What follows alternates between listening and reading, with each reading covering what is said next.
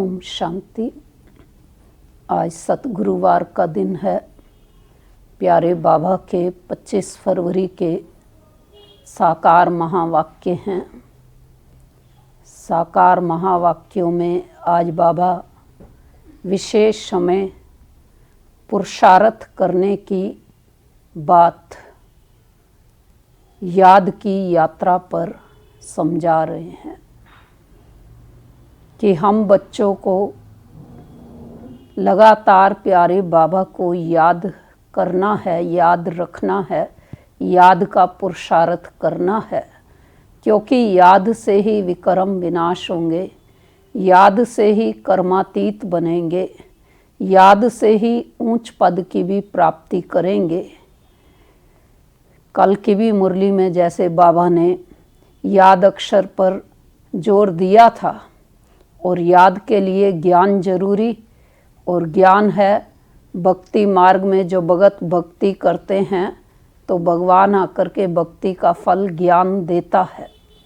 भगत को फल नहीं दे सकते, लेकिन भगवान को भक्तों का फल ज्ञान देना होता है। ये हम कल के महावाक्य में भी सुन रहे थे। तो विशेष आज भी बाबा याद के पुरुषार्थ की बात पर समझा रहे हैं कि कई बच्चे जो है इसमें लापरवाह हो जाते हैं, गफलत करते हैं, अलबेलापन आ जाता है, विचार ठीक नहीं रखते हैं। कौन सा विचार मन में आ जाता लापरवाही का कि अभी तो थोड़ा समय पड़ा है, अभी तो पिछाड़ी होने में थोड़ा टाइम है, बाद में कर लेंगे याद। तो ऐसे बाबा ने कहा संकल्प करते करते समय जो है गवाते रहते हैं। जबकि आज बाबा हमें बहुत बड़ा टाइटल भी दे रहे हैं कि तुम बच्चे भी मेरे समान खुदाई खिदमतगार हो। तो जो खुदाई खिदमतगार बच्चे हैं उनको तो स्वयं को भी पावन बनाना है, औरों को भी पावन बनाना है, स्वयं का भी कल्याण करना है, औरों का भी कल्याण करने की सेवा पर लगातार तत्पर रहना है। तो अगर ये संकल्प गिराने वाला नीचे आ जाता कि पीछे कर लेंगे, देखा जाएगा, तो बाबा ने कहा रास्ता भटक जाते, और विचारों के अंदर चले जाते, और कर्म करने लग जाते। इसलिए बच्चों को याद का पुरुषार्थ करना होता है, और याद का पुरुषार्थ कराने के लिए ही निराकार शिव बाबा को साकार की आवश्यकता पड़ती है। और साकार तन के मुख द्वारा जो है बाबा हमें याद दिलवाते हैं कि तुम ही देवता थे, संसार स्वर्ग था, और फिर से जो है संसार को स्वर्ग बनाने के लिए बाबा ने कहा मुझे आना पड़ता है, सारा ज्ञान देना पड़ता है कि तुम्हारे पूरे 84 जन्म होते हैं। जिनके पूरे 84 जन्म हुए वो ही इस ज्ञान को सुनकर समझकर और अपने जीवन में भी लाते हैं। साथ साथ बाबा ने कहा खुदाई खिदमतगार होने के कारण से तुम्हें औरों को भी जो है कल्याण करने के लिए बाप का संदेश देना है। सीधा सीधा तो उनको बताना नहीं है कि हाँ ये दुनिया तो ख़त्म होनी है, जबकि मालूम तो सबको है कि natural calamity, civil war, atomic war के द्वारा जो है ये दृश्य सामने आ भी रहे हैं, तो होना तो है ही। लेकिन फिर भी उससे पहले बाबा ने कहा कि सबको ये संदेश दो कि बाप आया हुआ है और बाप से अपना वर्षा ले लें। 2 बाप हैं हमारे, एक शरीर का बाप और एक पारलौकिक बाप। तो पारलौकिक बाप से 21 जन्म का स्वर्ग का वर्षा, विश्व की बादशाही हम ले लें। तो आज की मुरली का सार है, मीठे बच्चे तुम्हें याद में रहने का पुरुषार्थ करना है, क्योंकि याद के बल से ही तुम विकर्माजीत बनेंगे। प्रश्न है कौन सा ख्याल आया तो पुरुषार्थ में गिर पड़ेंगे। खुदाई खिदमतगार बच्चे कौन सी सेवा करते रहेंगे। उत्तर है कई बच्चे समझते हैं अभी टाइम पड़ा है, पीछे पुरुषार्थ कर लेंगे, परंतु मौत का नियम थोड़े ही है। कल कल करते मर जाएंगे। इसलिए ऐसे मत समझो बहुत वर्ष पड़े हैं, पिछाड़ी में गैलप कर लेंगे। यह ख्याल और ही गिरा देगा। जितना हो सके याद में रहने का पुरुषार्थ कर, श्रीमत पर अपना कल्याण करते रहो। रूहानी खुदाई खिदमतगार बच्चे रूहों को सैल्वेज करने, पतितों को पावन बनाने की सेवा करते रहेंगे। गीत है ओम नमो शिवाय। ओम शांति। यह तो बच्चों को समझाया गया है कि निराकार बाप साकार बिगर कोई भी कर्म नहीं कर सकते हैं, पार्ट बजा नहीं सकते। रूहानी बाप आकर ब्रह्मा द्वारा रूहानी बच्चों को समझाते हैं। योग बल से ही बच्चों को सतो प्रधान बनना है, फिर सतो प्रधान विश्व का मालिक बनना है। यह बच्चों की बुद्धि में है। कल्प कल्प बाप आकर के राजयोग सिखलाते हैं। ब्रह्मा द्वारा आकर आदि सनातन देवी देवता धर्म की स्थापना करते हैं, यानी मनुष्य को देवता बनाते हैं। मनुष्य जो देवी देवता थे सो अब बदलकर शूद्र पतित बन पड़े हैं। भारत जब पारसपुरी था तो पवित्रता सुख शांति सब थी। यह 5000 वर्ष की बात है। एक्यूरेट हिसाब किताब बाप बैठ समझाते हैं। उनसे ऊंच तो कोई है नहीं। सृष्टि व जाड़ जिसको कल्प वृक्ष कहते हैं, उसके आदि मध्य अंत का राज बाप ही बता सकते हैं। भारत का जो देवी देवता धर्म था वह अब प्राय लोप हो गया है। देवी देवता धर्म तो अभी रहा नहीं है। देवताओं के चित्र जरूर हैं, यह तो भारतवासी जानते हैं। सतयुग में लक्ष्मी नारायण का राज्य था, भले शास्त्रों में यह भूल कर दी है। जो कृष्ण को द्वापर में ले गए हैं, बाप ही आकर भूले हुए को पूरा रास्ता बताते हैं। रास्ता बतलाने वाला आता है तो सब आत्माएं मुक्ति धाम में चली जाती हैं। इसलिए उनको कहा जाता है सर्व का सद्गति दाता। रचता एक ही होता है, एक ही सृष्टि है। वर्ल्ड की हिस्ट्री ज्योग्राफी एक ही है, वह रिपीट होती रहती है। सतयुग त्रेता द्वापर कलयुग, फिर होता है संगम युग। कलयुग में है पतित, सतयुग में है पावन। सतयुग होगा तो जरूर कलयुग विनाश होगा। विनाश से पहले स्थापना होगी। सतयुग में तो स्थापना नहीं होगी। भगवान आएगा ही तब जब पतित दुनिया है। सतयुग तो है ही पावन दुनिया। पतित दुनिया को पावन दुनिया बनाने भगवान को आना पड़ता है। अब बाप सहज से सहज युक्ति बताते हैं। पावन बनने की युक्ति बाबा बता रहे हैं। कौन सी? देह के सब संबंध छोड़ देही अभिमानी बन बाप को याद करो। कोई एक तो पतित पावन है ना। भक्तों को फल देने वाला एक ही भगवान है। भक्तों को ज्ञान देते हैं। पतित दुनिया में ज्ञान सागर ही आते हैं पावन बनाने के लिए। पावन बनते हो योग से। बाप बिगर तो कोई पावन बना ना सके। यह सब बातें बुद्धि में बिठाई जाती हैं औरों को समझाने के लिए। घर घर में संदेश देना है। ऐसे नहीं कहना है कि भगवान आया है। बड़ा युक्ति से समझाना होता है।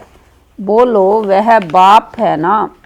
एक है लौकिक बाप, दूसरा है पारलौकिक बाप। दुख के समय पारलौकिक बाप को ही याद करते हैं, सुखधाम में कोई भी याद नहीं करते हैं। सतयुग में लक्ष्मी नारायण के राज्य में सुख ही सुख था, प्योरिटी, पीस, प्रोस्पर्टी थी। बाप का वर्षा मिल गया, फिर पुकारते क्यों? आत्मा जानती है हमको सुख है, यह तो कोई भी कहेंगे कि वहाँ सुख ही सुख है।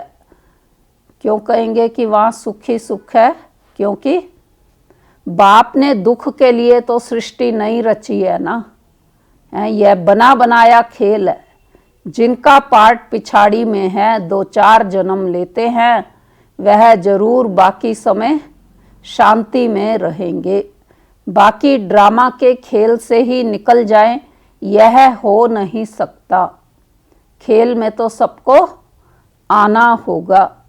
1-2 जन्म मिलते हैं तो बाकी समय जैसे कि मोक्ष में हैं। यूं तो बाबा कहता कि मोक्ष तो किसी का होता ही नहीं, अर्थात मोक्ष में क्या समझते कि जन्म मरण में आए ही नहीं।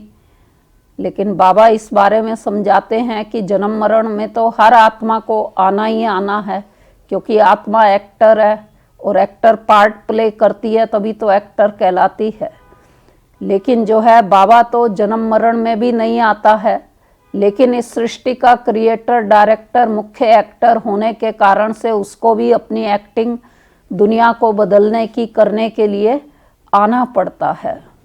तो अब प्यारे बाबा की भाषा में जो मोक्ष की भाषा आज बाबा मुरली के अंदर दे रहे हैं, वो यही दे रहे हैं कि अगर कोई आत्मा 5000 साल में लगभग समय तो वो परम धाम में ही रही करके लास्ट के 2-3 जन्म उसने इस साकारी सृष्टि पर लिए, तो जैसे इतना लंबा समय वो मुक्ति धाम में रहने के कारण मोक्ष में ही थी, उस कंट्रास्ट में कह सकते हैं कि मोक्ष में थी। बाकी तो बाबा कहते कि मोक्ष तो किसी को मिलता नहीं है, हर एक को पार्ट प्ले करने आना ही होता है। आत्मा पार्टदारी है ना, कोई आत्मा को ऊंच पार्ट मिला हुआ है, कोई को कम। यह भी अभी तुम जानते हो, गाया जाता है ईश्वर का कोई अंत नहीं पा सकते। बाप ही आकर अंत देते हैं, रचता और रचना के आदि मध्य अंत का। जब तक रचता खुद ना आए तब तक रचता और रचना को जान नहीं सकते। बाप ही आकर बतलाते हैं, मैं साधारण तन में प्रवेश करता हूँ। मैं जिसमें प्रवेश करता हूँ वह अपने जन्मों को नहीं जानते, उनको बैठ 84 जन्मों की कहानी सुनाता हूँ। कोई के पार्ट में चेंज नहीं हो सकती, यह बना बनाया खेल है। यह भी किसकी बुद्धि में नहीं बैठता है। कौन सी बात नहीं बैठती बुद्धि में कि ये बना बनाया खेल है। इस खेल के लिए कहा जाता ना, बनी बनाई बन रही, अब कुछ बननी नाही, चिंता ताकि कीजिए जो अनहोनी होए। तो ये बना बनाया खेल है, यह भी किसकी बुद्धि में नहीं बैठता है। जब तक रचता खुद ना आए तब तक रचता और रचना को जान नहीं सकते। बाप ही आकर बतलाते हैं, मैं साधारण तन में प्रवेश करता हूँ। मैं जिसमें प्रवेश करता हूँ वह अपने जन्मों को नहीं जानते, उनको बैठ 84 जन्मों की कहानी सुनाता हूँ।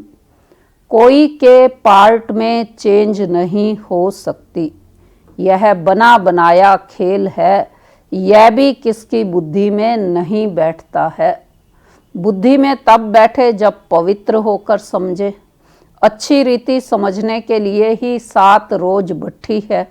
भागवत आदि भी 7 दिन रखते हैं। यहाँ भी समझ में आता है कि कम से कम 7 दिन के सिवाय कोई समझ नहीं सकेंगे। कोई कोई तो अच्छा समझ लेते हैं, कोई कोई तो 7 रोज समझ कर भी कुछ नहीं समझते, बुद्धि में बैठता ही नहीं है। कह देते हैं हम तो 7 रोज आया, हमारी बुद्धि में कुछ बैठता नहीं है। ऊंच पद पाना नहीं होगा तो बुद्धि में बैठेगा नहीं। अच्छा फिर भी उनका कल्याण तो हुआ ना, प्रजा तो ऐसे ही बनती है। बाकी राज्य भाग्य लेना उसमें तो गुप्त मेहनत है। 7 दिन का कोर्स बहुत जने करते हैं, करके जाते भी हैं, और कहीं करते हुए भी कहते कि हमें तो समझ नहीं आ रहा, हमें तो मेडिटेशन सिखा दो। अब मेडिटेशन के लिए ही 7 दिन का कोर्स है, और 7 दिन के कोर्स की भी जो रस्म पड़ी यज्ञ के अंदर, तो क्योंकि भक्ति मार्ग में कोई भी पाठ रखते हैं, चाहे रामायण का, गीता का या गुरु ग्रंथ साहिब का, उसका भी जो समय अवधि होती है वो 7 दिन की होती है। तो इसलिए बाबा ने कहा कि कहीं फिर कह देते हैं कि हम तो 7 रोज आया, हमारी बुद्धि में कुछ बैठता ही नहीं है। ऊंच पद पाना नहीं होगा तो बुद्धि में बैठेगा नहीं। अच्छा फिर भी उनका कल्याण तो हुआ ना, प्रजा तो ऐसे ही बनती है। बाकी राज्य भाग्य लेना उसमें तो गुप्त मेहनत है। बाप को याद करने से ही विक्रम विनाश होते हैं। अब करो ना करो, परंतु बाप का डायरेक्शन यह है। प्यारी वस्तु को तो याद किया जाता है ना। भक्ति मार्ग में भी गाते हैं, हे पतित पावन आओ। अब वह मिला है, कहते हैं मुझे याद करो तो कट उतर जाएगी। बादशाही सहज थोड़े ही मिल सकती है, कुछ तो मेहनत होगी ना। याद में ही मेहनत है, मुख्य है ही याद की यात्रा। बहुत याद करने वाले कर्मातीत अवस्था को पा लेते हैं। पूरा याद ना करने से विक्रम विनाश नहीं होंगे। योग बल से ही विक्रमाजीत बनना है। आगे भी योग बल से ही विक्रमों को जीता है। विक्रमाजीत योग बल से ही बनते हैं। लक्ष्मी नारायण इतने पवित्र कैसे बने, जबकि कलयुग अंत में कोई भी पवित्र नहीं है। इसमें तो साफ है कि यह गीता के ज्ञान का एपिसोड रिपीट हो रहा है। शिव भगवानु वाच, भूले तो होती रहती है ना, बाप ही आकर अभूल बनाते हैं। भारत के जो भी शास्त्र हैं वो सब हैं भक्ति मार्ग के। बाप कहते हैं मैंने जो कहा था वह किसको भी पता नहीं है। जिन्हों को कहा था उन्होंने पद पाया, 21 जन्मों की प्रारब्ध पाई, फिर ज्ञान प्रायालोप हो जाता है। तुम ही चक्कर लगाकर आए हो। कल्प पहले जिन्होंने सुना है वही आएंगे। अभी तुम जानते हो हम सैपलिंग लगा रहे हैं मनुष्य को देवता बनाने का। यह है दैवी जाड़ का सैपलिंग है। सैपलिंग माना कलम। वो लोग फिर उन जाड़ों का सैपलिंग बहुत लगाते रहते हैं। बाप आकर कंट्रास्ट बताते हैं। बाप दैवी फूलों का सैपलिंग लगाते हैं, वे तो जंगल का सैपलिंग लगाते रहते हैं। तुम दिखाते भी हो कौरव क्या करत बए और पांडव क्या करत बए। उन्हों के क्या प्लान हैं और तुम्हारे क्या प्लान्स हैं। वह अपना प्लान बनाते हैं कि दुनिया बढ़े ही नहीं। फैमिली प्लानिंग करें जो मनुष्य ज़्यादा ना बढ़े, उसके लिए मेहनत करते रहते हैं। बाप तो बहुत अच्छी बात बतलाते हैं। अनेक धर्म विनाश हो जाएंगे और एक ही देवी देवता धर्म की फैमिली स्थापन करते हैं। सतयुग में एक ही आदि सनातन देवी देवता धर्म की फैमिली थी और इतनी फैमिलीज थी नहीं। भारत में कितनी फैमिली है, कितनी फैमिली है, हर स्टेट की अलग अलग कितनी फैमिली है। Gujarati family, Maharashtrian family. वास्तव में भारतवासियों की एक फैमिली होनी चाहिए। बहुत फैमिलीज होंगी तो जरूर आपस में खिटपिट ही रहेगी, फिर सिविल वार हो जाती है। फैमिली में भी सिविल वार हो जाती है। जैसे क्रिश्चियन की अपनी फैमिली है, उनों की भी आपस में लगती है। आपस में 2 भाई नहीं मिलते, पानी भी बट जाता है। सिख धर्म वाले समझेंगे हम अपने सिख धर्म वालों को ज़्यादा सुख दें, रग जाती है तो माथा मारते रहते हैं। जब अंत होती है तो फिर सिविल वार आदि सब आ जाती है, आपस में लड़ने लग पड़ते हैं। विनाश तो होना ही है। बम्स ढेर बनाते रहते हैं। बड़ी लड़ाई जब लगी थी जिसमें 2 बम्स छोड़े थे, अभी तो ढेर बनाए हैं। समझ की बात है ना, तुमको समझाना है। यह लड़ाई वही महाभारत की है। बड़े बड़े लोग जो भी कहते हैं, जो भी हैं, कहते हैं अगर इस लड़ाई को बंद नहीं किया तो सारी दुनिया को आग लग जाएगी। आग तो लगनी ही है, यह तुम जानते हो। बाप आदि सनातन देवी देवता धर्म की स्थापना कर रहे हैं। राजयोग है ही सतयुग का। वह देवी देवता धर्म अब प्राय लोप है। चित्र भी बने हैं। बाप कहते हैं कल्प पहले माफिक जो विघ्न पढ़ने होंगे वह पढ़ेंगे। पहले थोड़े ही पता पड़ता है, फिर समझा जाता है कल्प पहले ऐसे हुआ होगा। यह बना बनाया ड्रामा है। ड्रामा में हम बांधे हुए हैं। याद की यात्रा को भूल नहीं जाना चाहिए। इनको परीक्षा कहा जाता है। याद की यात्रा में ठहर नहीं सकते हैं, थक जाते हैं। गीत है ना, है, थक जाते हैं याद की यात्रा में, तो गीत बना हुआ है। रात के राही थक मत जाना, सुबह की मंजिल दूर नहीं है। इसका अर्थ कोई समझ ना सके। यह है याद की यात्रा। जिससे रात पूरी हो दिन आ जाएगा। आधा कल्प पूरा हो फिर सुख शुरू होगा। बाप ने ही मनमना भव का अर्थ भी समझाया है। सिर्फ गीता में कृष्ण का नाम डालने से वह ताकत नहीं रही है। अब कल्याण तो सबका होना है। गोया हम सब मनुष्य मात्र का कल्याण कर रहे हैं, भारत खास और दुनिया आम। सबका श्रीमत पर हम कल्याण कर रहे हैं। कल्याणकारी जो बनेंगे तो वर्षा भी उनको मिलेगा। याद की यात्रा के सिवाय कल्याण हो ना सके। अभी तुमको समझाया जाता है वह तो बेहद का बाप है। बाप से वर्षा मिला था। भारतवासियों ने ही 84 जन्म लिए हैं। पुनर्जन्म का भी हिसाब है ना। कोई समझते नहीं कि 84 जन्म कौन लेते हैं। अपने ही श्लोक आदि बनाकर सुनाते रहते हैं।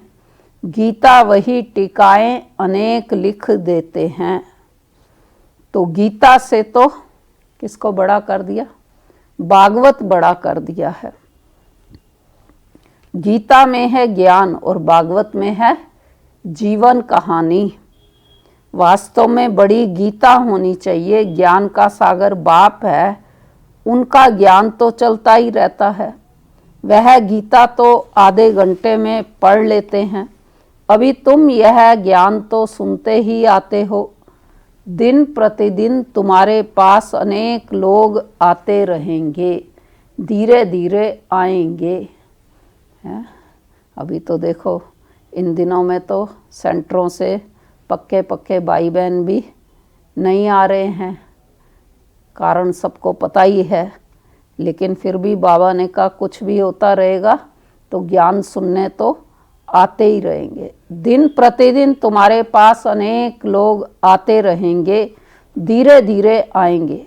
अभी ही अगर बड़े बड़े राजाएं आ जाएं फिर तो देरी ना लगे, झट आवाज़ निकल जाए। इसलिए युक्ति से धीरे धीरे चलता रहता है। यह है ही गुप्त ज्ञान। किसको पता नहीं है कि यह क्या कर रहे हैं। रावण के साथ तुम्हारी युद्ध कैसे है यह तो तुम ही जानो और कोई जान ना सके। भगवानुवाच तुम सतो प्रधान बनने के लिए मुझे याद करो तो क्या होगा? सतो प्रधान बनने के लिए बाबा को याद करेंगे तो साथ साथ और क्या होगा? पाप नाश हो जाएंगे। पवित्र बनो तब तो साथ ले जाऊं। जीवन मुक्ति सबको मिलनी ही है। रावण राज्य से मुक्ति हो जाएगी। तुम लिखते भी हो हम शिव शक्ति ब्रह्मा कुमार कुमारियां श्रेष्ठाचारी दुनिया स्थापन करेंगे। परमपिता परमात्मा की श्रीमत पर 5000 वर्ष पहले माफिक 5000 वर्ष पहले श्रेष्ठाचारी दुनिया थी। यह बुद्धि में बिठाना चाहिए है। मुख्य मुख्य पॉइंट्स बुद्धि में धारण होंगी तब याद की यात्रा में रहेंगे ना। पत्थर बुद्धि है ना, कोई समझते हैं अभी टाइम पड़ा है, पीछे पुरुषार्थ कर लेंगे है। इस पर बाबा क्या जवाब देते जो ऐसे कहें?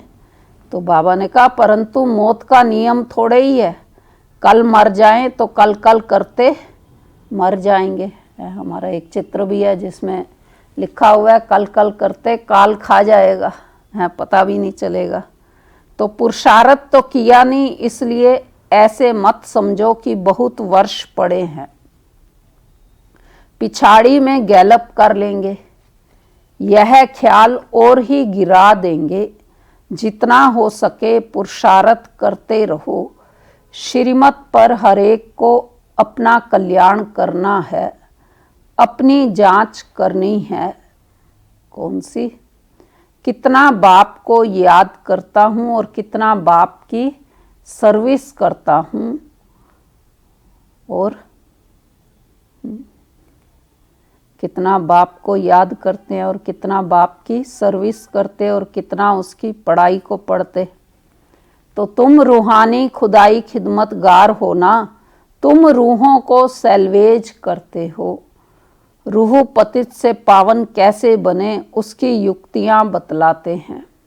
दुनिया में अच्छे और बुरे मनुष्य तो होते ही हैं, हर एक का पार्ट अपना अलग अलग है। यह है बेहद की बात। मुख्य बात टाल टालियाँ ही गिनी जाती हैं। मुख्य रूप से तो बेहद की बात क्या है कि टाल टालियाँ ही गिनी जाती हैं, बाकी तो पत्ते अनेक हैं। तो बाप समझाते रहते हैं बच्चे मेहनत करो, सबको बाप का परिचय दो तो बाप से बुद्धि योग जुट जाए। बाप सब बच्चों को कहते हैं पवित्र बनो तो मुक्ति धाम में चले जाएंगे। दुनिया को थोड़े ही पता है कि महाभारत लड़ाई से क्या होगा।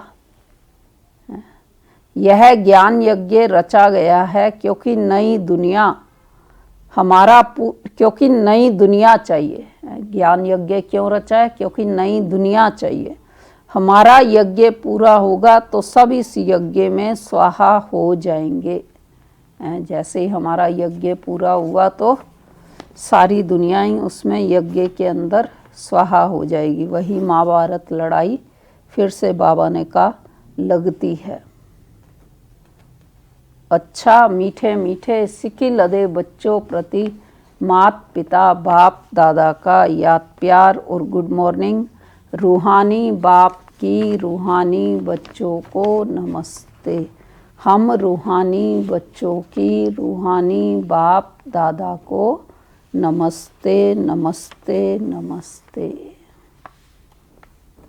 तो धारणा की पॉइंट पहली है, यह बना बनाया ड्रामा है, इसलिए विघ्नों से घबराना नहीं है। विघ्नों में याद की यात्रा को भूल नहीं जाना है। ध्यान रहे याद की यात्रा कभी ठहर ना जाए। दूसरा, पारलौकिक बाप का परिचय सबको देते हुए पावन बनने की युक्ति बतलानी है। दैवी जाड़ के सैपलिंग लगाने हैं। तो आज की मुरली का वरदान है, सर्व जिम्मेवारियों के बोझ बाप को देकर सदा अपनी उन्नति करने वाले सहज योगी भव। स्पष्टीकरण है, जो बच्चे बाप के कार्य को संपन्न करने की जिम्मेवारी का संकल्प लेते हैं, उन्हें बाप भी इतना ही सहयोग देते हैं। सिर्फ जो भी व्यर्थ का बोझ है वह बाप के ऊपर छोड़ दो। बाप का बनकर बाप के ऊपर जिम्मेवारियों का बोझ छोड़ने से सफलता भी ज़्यादा और उन्नति भी सहज होगी। क्यों और क्या के क्वेश्चन से मुक्त रहो। विशेष फुल स्टॉप की स्थिति रहे तो सहज योगी बन अतीन्द्रिय सुख का अनुभव करते रहेंगे। स्लोगन है, दिल और दिमाग में ऑनेस्टी हो तो बाप व परिवार के विश्वास पात्र बन जाएंगे। दिल और दिमाग में ऑनेस्टी हो तो बाप व परिवार के विश्वास पात्र बन जाएंगे। अच्छा, ओम शांति। अभी हम सभी मिलकर के प्यारे बाबा को भोग लगाएंगे और थोड़ी देर अभी बाबा की याद में बैठेंगे। अच्छा, ओम शांति।